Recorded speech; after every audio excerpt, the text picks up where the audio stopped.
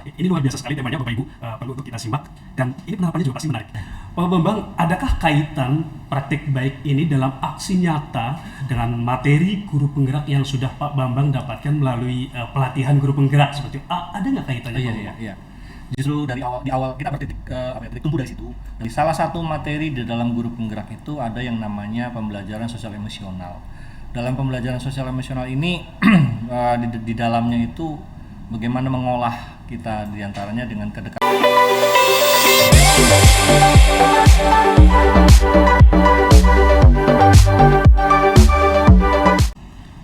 Assalamualaikum, selamat pagi Bapak Ibu, Sobat Guru dan insan pendidikan semuanya. Pada kesempatan kali ini PGRI menyapa hadir dengan penuh keistimewaan, yaitu hadirnya tamu spesial dari anggota Komunitas Guru Penggerak Kabupaten Banyumas. Tamu kita pada episode kali ini adalah beliau Bapak Bambang Prilistio, salah satu anggota dari Komunitas Guru Penggerak. Halo Pak Bambang, selamat pagi. Selamat pagi Mas Takris. Ya, terima kasih Pak Bambang sudah hadir di podcast PGRI Menyapa untuk berbincang-bincang santai dan berbagi pengalaman dengan kami Pak Bambang. Ya, terima kasih Mas Takris dan rekan-rekan Infokom PGRI Kabupaten Banyumas. Yang pertama kami ucapkan terima kasih guru penggerak Kabupaten Banyumas diberi ruang untuk mengikuti podcast pada pagi hari ini. Ya, Bapak Ibu Sobat Guru dan insan pendidikan semuanya, tema yang akan kita bahas berkaitan dengan praktek baik dari beliau Bapak Bambang dengan tema meraih hati siswa melalui motivasi dan logika. Betul nggak Pak Bambang? Betul seperti sekali itu. Mas Takris. Ini sangat luar biasa pemilihan frasanya, yaitu meraih hati siswa melalui motivasi dan logika. Sangat menarik Pak Bambang. Apa sih yang melatar belakangi Pak Bambang mengambil tema tersebut untuk diterapkan pada praktek baik sebagai guru penggerak Pak Bambang? Iya, terima kasih sebelumnya. Latar belakang dari tema yang saya ambil hari ini, saya menarik kilas balik dari 1,5 tahun yang lalu kurang lebih, bahwa kita tahu bahwa dengan adanya pandemi ini anak-anak otomatis pembelajarannya maksimal paling lewat daring ya. Betul. Sehingga ada pendidikan karakter dan kedekatan antara guru dengan siswa itu yang hilang. Saya melihat begitu. Sehingga ketika sekarang kita sudah mulai kepada pembelajaran luring atau tatap muka, walaupun awalnya tatap muka terbatas, tapi saya menilai kedekatan dengan murid itulah yang saya ambil lebih dulu, supaya nanti pembelajaran itu sudah kembali seperti semula. Jadi adanya pemersatu antara guru dengan murid, kedekatan guru dengan murid yang selama ini hilang, itu jadi akan saya raih dulu. Inilah yang saya angkat menjadi aksi nyata ketika saya mengikuti program guru penggerak. Itu latar belakang utamanya gitu. Oh, jadi meraih hati yang sudah tercerai-berai karena pandemi Pak Bambang seperti itu ya.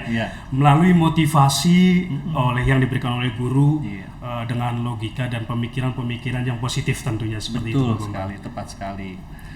Ini luar biasa sekali temanya Bapak Ibu, perlu untuk kita simak dan ini penerapannya juga pasti menarik. Pak Bambang, adakah kaitan praktik baik ini dalam aksi nyata dengan materi guru penggerak yang sudah Pak Bambang dapatkan melalui pelatihan guru penggerak seperti itu? Ada nggak kaitannya Pak Bambang? Iya. Justru di awal kita bertitik titik tumbuh dari situ. Dari salah satu materi di dalam guru penggerak itu ada yang namanya pembelajaran sosial emosional. Dalam pembelajaran sosial emosional ini di dalamnya itu bagaimana mengolah kita diantaranya dengan kedekatan dengan siswa, emosional siswa. Juga ada materi di modul 1 itu bagaimana kita memperlakukan siswa itu, kita menghamba kepada siswa. Nah, sehingga semua arahnya itu bagaimana kita meraih hati siswa, bagaimana kita memperlakukan siswa itu sepenuh hati kita juga. Jadi saling berinteraksi dalam masalah perasaan hati kita itu. Otomatis kita tahu, apalagi di dalam guru penggerak itu, dalam pendidikan kemarin kita diajar, diberi materi bagaimana kita mendekatkan diri kepada anak, bagaimana kita memperlakukan anak. Otomatis saya kaitkan dengan tema tadi, jadi tema itu bagaimana kita meraih hati anak. Ditambah lagi dengan kondisi yang mendukung sekali. Maksudnya mendukung sekali itu setelah 1,5 tahun kurang lebih anak-anak itu belajar tanpa adanya interaksi dengan guru, gitu ya, otomatis saya ingin mencapai di situ. Nah, jadi ada sekali sangat ada korelasinya materi di guru penggerak ini yang saya terapkan dalam pembelajaran yang sekarang sudah luring. Wah, luar biasa. Tadi saya ambil satu frasa menghamba pada siswa. Iya, Tentunya konteks ini sangat positif, Iya. di mana mungkin menghamba pada siswa adalah mengangkat kepedulian terhadap siswa, kebutuhan siswa, akan pentingnya kebersamaan atau yang kemarin atau sudah tercerai-berai akibat pandemi seperti itu ya Pak Bambang ya. Betul. Istilah atau frasanya itu luar biasa. Kayaknya Bapak Ibu, Pak Bambang ini kalau saya amati sepertinya beliau itu seorang penulis ini atau penyair. Luar biasa sekali Pak Bambang. Pak Bambang, pada praktek baik itu langkah awal apa atau starting point yang diambil, Ya. urgensinya yang sangat penting diambil Pak Bambang untuk dipraktekkan pada tema ini, pada meraih hati ini. Iya. Jadi kembali lagi kalau starting pointnya itu saya mau menarik sebuah ilmu yang saya dapat, pengetahuan yang saya dapat dari pendidikan guru penggerak, bahwa dalam pengelolaan pembelajaran itu kita memetakan kemampuan siswa. Nah, pertama tadi dari kita melihat dari kondisi ketika pembelajaran daring, kemudian saya melihat karakter siswa yang sudah sangat berubah. Nah, dari situlah terus saya mengadakan pemetaan. Pemetaan di sini artinya mengetahui kondisi siswa, mengetahui kemampuan awal siswa setelah mulai lagi dalam pembelajaran luring. Nah, disitulah starting pointnya. Kemudian saya setelah memetakan itu, saya melihat utamanya adalah masalah karakter. Nah, saya melihat dari karakter ini bagaimana saya membangun kembali karakter anak sebelum saya menyampaikan materi pembelajaran yang sifatnya pengetahuan dan keterampilan.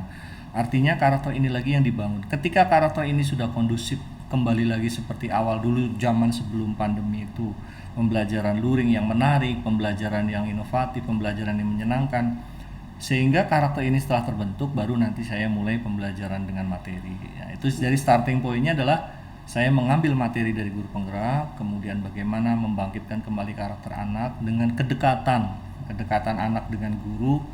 Nah, makanya saya ambil meraih hati, kedekatan hati dulu kita dengan akhirnya barulah saya mulai pembelajaran gitu. Nah, itu starting pointnya dari situ. Oh, dari situ jadi ada jembatan yang menjadi jembatannya itu pembangunan karakter pada Ya, anak, betul supaya anak masuk tidak kaget seperti itu ya Pak Betul Bambang ya? sekali. Oke, luar biasa sekali. Jadi pembangunan karakter itu sangat penting Bapak Ibu.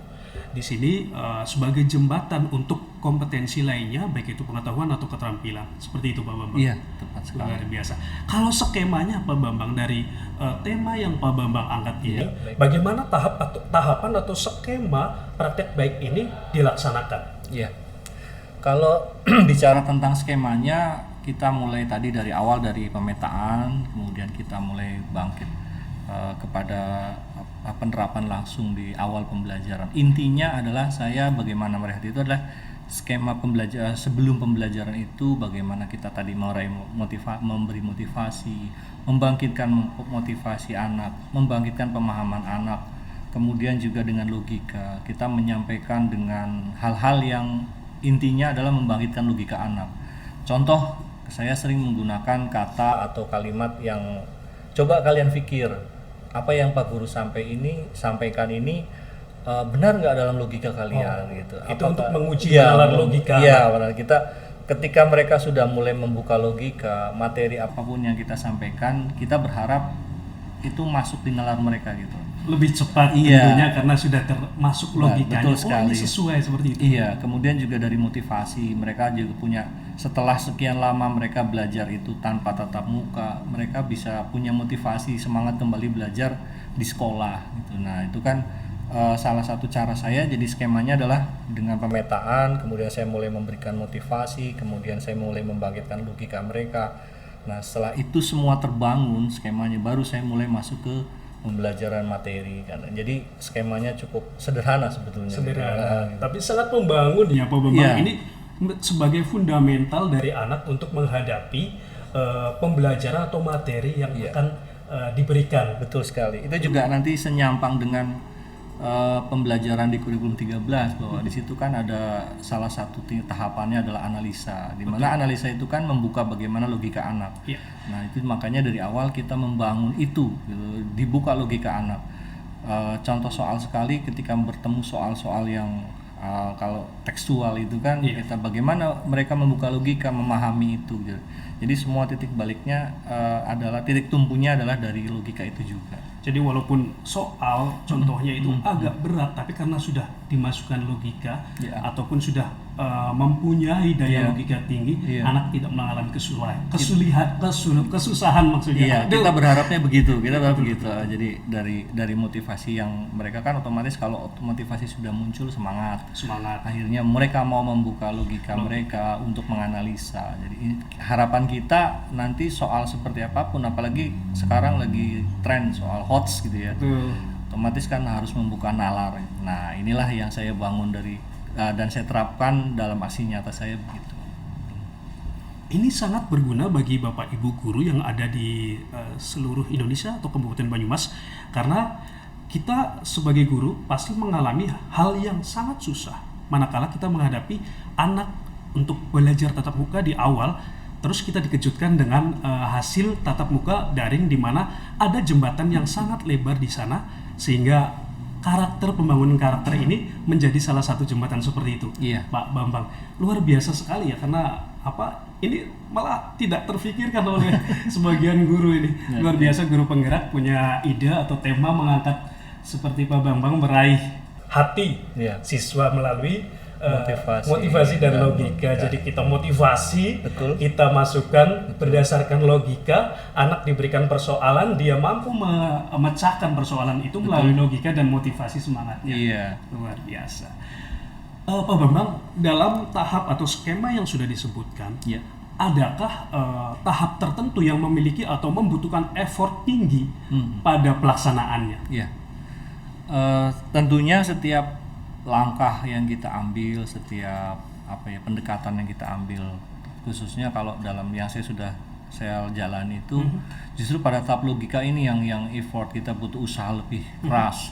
Karena memang membuka logika anak itu setelah kita tahu lah 1,5 tahun hampir 2 tahun itu mereka sangat bisa, bahkan sampai Mas Menteri pun mengkhawatirkan ada losing generasi itu. Justru di situ yang sangat sulit saya alami sampai hari ini. Memang tergantung juga kepada intelijen anak sebetulnya. Walaupun kita tidak semata-mata kepada intelijen anak itu, tapi nyatanya di lapangan yang saya hadapi sangat sulit itu justru membuka logika itu tadi. Nah, tapi insya Allah saya yakin ketika dengan motivasi yang tinggi, walaupun dengan effort atau usaha yang sangat keras, insya Allah nanti saya berharap sih, harapan saya gitu, logika ini bisa dibuka gitu. Tapi tidak lepas karena memang saya memegang kelas tinggi gitu ya, kelas 6, otomatis usia perkembangan anaknya lebih berbeda dengan anak-anak yang usianya di bawahnya gitu. Tetapi walaupun pada titik itu yang sangat sulit, tapi saya terus berusaha membangun gitu. Tapi harapannya nanti ada hasilnya lah. Otomatis kan proses yang akan nanti menentukan hasilnya. Gitu. Betul sekali. Gitu. Kalau dari effort membangun logika yang sangat berat itu atau cukup tinggi, adakah peran orang tua yang dilibatkan dalam penanaman atau pembangunan logika itu, Pak Bambang? Yang sudah saya lakukan itu komunikasi dengan orang tua, khususnya ketika ketika anak itu atau orang tua itu mengantar, kita komunikasi, kita membangun komunikasi dengan mereka, mengupayakan supaya membantu kami supaya orang tua itu minimal lah anak itu maksimal dalam sekolah, partisipasinya tinggi, karena anak setelah masa daring ke masa luring otomatis melalui perbedaan sistem pembelajaran, mereka kan nomor 1 partisipasi dulu.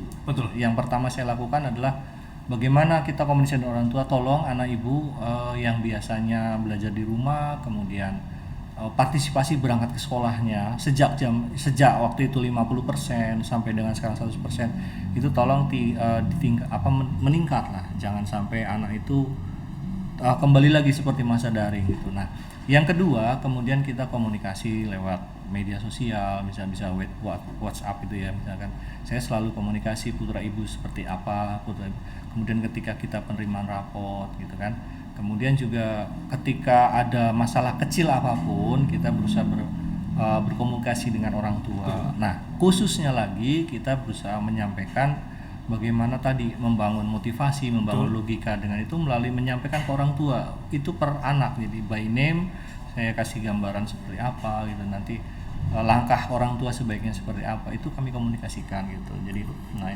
jadi salah satu cara membangun logikanya, membangun motivasinya di situ gitu. Peran orang tua diantaranya interaksi dan komunikasi yang positif. Betul, berarti jadi ini mutlak dibutuhkan ya Pak Bambang. Jelas. Untuk membangun atau mencapai tujuan yang seperti kita inginkan. Iya, gitu. Oke. Pak Bambang, ini dalam praktek baik ini apa sih dampak positif yang dirasakan atau didapatkan baik itu pada anak atau Pak Bambang sendiri sebagai guru maupun pada komunitas guru penggerak? Iya. Yang pertama, dampak yang saya rasakan terhadap anak adalah nomor satu, anak itu termotivasi. Artinya termotivasi, semangat sekali berangkat sekolah. Itu saya lihat dari persentase kehadiran. Itu bisa dilihat setelah daring mereka terus berangkat luring.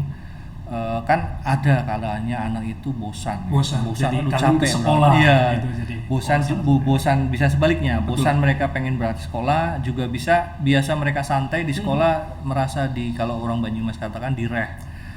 Kemudian tetapi ternyata setelah adanya motivasi setiap hari, akhirnya mereka termotivasi, partisipasi berangkat sekolahnya ternyata meningkat. Semakin itu meningkat.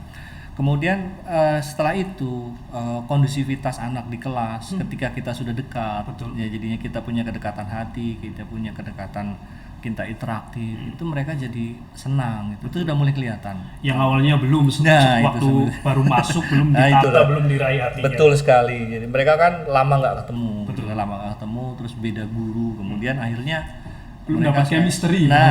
Kalau bahasa gaulnya gitu. Jadi setelah kita setiap hari interaksi melalui motivasi, membangun logika, kita sudah lama-lama kita meraih hati mereka dan mereka akhirnya tertarik dengan kita, udah kenal, jadi mau interaksi. Nah, itulah salah satu keuntungan. Tapi bagi saya sendiri keuntungannya adalah saya menjadi lebih dekat dengan murid, lebih dekat dengan anak. Terus terang Mas Takris, saya tidak pernah, sejak saya masuk di kelas 6 masa luring ini 150% sampai 100%, salah satu cara kedekatan saya tidak pernah memanggil anak. Saya tidak pernah memanggil anak-anak, tidak pernah. Saya selalu manggilnya teman-teman. Nah, saya memposisikan diri, kalau dalam guru penggerak tuh ada memposisikan diri kita sebagai manajer, sebagai fasilitator, atau kalau saya memposisikan sebagai teman. Jadi selama ini dan sampai hari ini pun saya selalu panggil teman-teman, ya. Lebih dekat. Nah, itu salah satu saya meraih hatinya di situ gitu. Tapi tentu ada batasannya untuk jelas, itu ada batasan dalam keadaan tata krama, adabnya itu tetap sama. Hanya kedekatan feel kita gitu. Betul. Nah, itu keuntungan bagi saya, sehingga saya lebih mudah mengarahkan mereka untuk membuat mereka kondusif, itu lebih mudah. Jadi itu mereka sudah punya motivasi. Nah, ketika kita mulai membangun logika, membuka logika, kalau kita sudah dekat, kita lebih gampang. Gitu. Kalau kita percaya mereka sih gitu. Nah, itu caranya begitu. Itu salah satu keuntungan saya. Dan keuntungan bagi teman-teman guru penggerak lain, kita saling sharing, jadi lebih tahu. Selama ini juga kita sharing gitu ya, sharing apa sih aksi nyata kita gitu. Nah, akhirnya ada teman bisa dipakai, ada teman punya pengalaman itu kita ambil dan kita pakai gitu. Nah, itu keuntungannya di situ. Dan orang tua pun ketika kemarin pembagian rapot menyampaikan ke saya, ada yang menyampaikan lewat pesan, ada yang menyampaikan melalui tulisan. Salah satunya adalah kalau dalam guru penggerak itu ada namanya refleksi. Nah, saya melakukan refleksi itu setiap akhir minggu. Kalau dalam guru penggerak itu ada setiap kegiatan pembelajaran selalu ada refleksi. Nah, saya lakukan setiap akhir minggu karena kita dalam tematik itu kan satu subtema. Ya. Jadi kita satu subtema itu kita refleksikan. Bisa lewat tulisan, bisa lewat chat anak-anak, atau ada yang bikin pakai voice note itu. Nah, di sini juga nih pembelajaran berdiferensiasi. Kita pembelajaran yang menyerahkan kepada kemampuan anak. Anak mampunya lewat video silakan, lewat voice note silakan. Itu kita ambil buat refleksi. Nah, dari refleksi inilah kita komunikasi dengan orang tua. Orang tua menyampaikan, anak saya sekarang berubah, Pak. Kenapa berubahnya? Ya sekarang lebih semangat sekolah. Nah, terus saya sampaikan, iya Bu, saya coba mendekat gitu. Dan semua anak pun saya lakukan sama, semua saya panggil teman gitu. Jadi bahkan saya lebih dekat lagi, memanggil mereka dengan Mas, dengan Mbak, itu tidak pernah saya panggil namanya. Artinya apa? Saya tadi berusaha meraih hatinya gitu loh. Seperti itu Mas Akris. Ya, jadi untuk peserta didik atau anak-anak, bagi gurunya seperti Pak Bambang atau rekan satu komunitas gitu, iya. mendapatkan dampak positif dari praktik baik Pak yang diangkat oleh Pak Bambang. Tentunya orang tua juga sama kan Pak Bambang, mendapatkan dampak positif. Iya. Selain komunikasi yang baik, perhatian yang lebih gitu. Ada nggak Pak Bambang mengalami komunikasi atau miskomunikasi dari orang tua, tapi balik lagi dapat dipecahkan lewat praktek baik Pak Bambang ini? Oh iya. Kebetulan ada beberapa, bukan masalah ya kalau saya merasa kalau saya menganggapnya kendala dalam komunikasi pendidikan, komunikasi dengan orang tua. Itu pernah saya alami begini. Ketika saya mulai membangun itu ada beberapa anak yang mungkin sangat kritis ya, sangat kritis. Mereka menghitung waktu pembelajaran. Begini. Memang praktik baik yang saya terapkan ini setiap hari itu memang menyita waktu. Menyita waktu artinya gini, saya korbankan waktu itu kurang lebih 15 sampai 20 menit. Kemudian saya selalu bicara, membuka wawasan mereka, membuka logika mereka. Itu memang membutuhkan waktu. Nah, tetapi di satu sisi mungkin ada siswa yang merasa ini kurang bermanfaat bagi mereka, mungkin gitu kayak saya kurang tahu. Nah, memang di awal-awal gitu ya. Terus mereka mulai mungkin mereka menyampaikan ke orang tua dan orang tua mulai menyampaikan ke saya, dirasa jam pembelajarannya kok kurang ya, sedikit gitu. Padahal tujuan saya adalah bagaimana membangun di awal-awal supaya mereka itu terbuka gitu, termotivasi gitu. Nah, ini yang pernah saya, tapi setelah saya selalu intens membangun komunikasi dengan orang tua lewat media sosial, ataupun saya ketemu langsung ketika mereka mengantar anaknya, akhirnya terjalin komunikasi dan mereka paham apa sih maksud saya gitu. Saya tidak ingin mengurangi jam ketika nanti sudah berjalan normal gitu. Tetapi saya tetap berpikir walaupun mengurangi jam kan ada manfaatnya gitu. Tujuan saya adalah buat mereka juga gitu. Nah, akhirnya alhamdulillah sekarang sudah teratasi dan wali murid itu sudah paham. Oh, maksudnya seperti itu gitu. Ya sebenarnya hanya komunikasi aja. Anak menyampaikannya yang kurang jelas. Karena setiap proses pasti mempunyai kendala. Betul. Dalam filosofi Ki Hajar tidak ada anak bodoh. Betul. Setiap anak itu punya potensi masing-masing. Bagaimana kita bisa mengenali dan bagaimana kita bisa mengangkat potensi melalui motivasi. Nah, dengan begitu kita akan mencapai tujuan pembelajaran. Gitu Mas Akris. Ya. Pak Bambang, terima kasih atas waktunya sehingga dapat membagikan pengalaman baiknya atau pengalaman istimewanya berupa praktek baik dengan tema meraih hati siswa melalui motivasi dan logika. Ini sangat bermanfaat bagi kita semua, Bapak Ibu guru, insan pendidikan, bahkan bagi peserta didik. Terima kasih Pak Bambang. Semoga sehat selalu dan terus berkarya untuk memajukan pendidikan Indonesia. Bapak Ibu, sobat guru dan insan pendidikan semuanya, demikianlah podcast PGRI Menyapa pada pagi hari ini.